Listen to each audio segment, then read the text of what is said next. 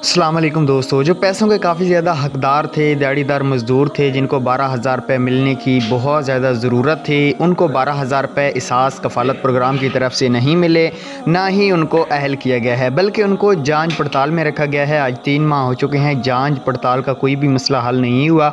लेकिन मैंने काफ़ी सारे CNIC अपने पास रखे हुए थे। अभी मैंने एक CNIC नंबर चेक किया है, तकरीबन इसको 10 दिन हो चुके हैं। इसका पहले जाँच पड़ताल चल रहा था। अभी मैं आपको आगे जाकर स्टेटस का चेक कराता हूँ, इसका स्टेटस चेंज हो चुका है। तो वीडियो को स्टार्ट करने से पहले मेरी आपसे एक रिक्वेस्ट है, अगर आपने अभी तक हमारे चैनल को सब्सक्राइब नहीं किया तो चैनल को सब्सक्राइब कर दें। वीडियो अच्छी लगे तो प्यारे भाई इसको लाइक भी लाजमी कर दीजिएगा। कोई भी मसला है तो कमेंट्स कर सकते हैं। चलें दोस्तों, आज की वीडियो को शुरू कर लेते हैं।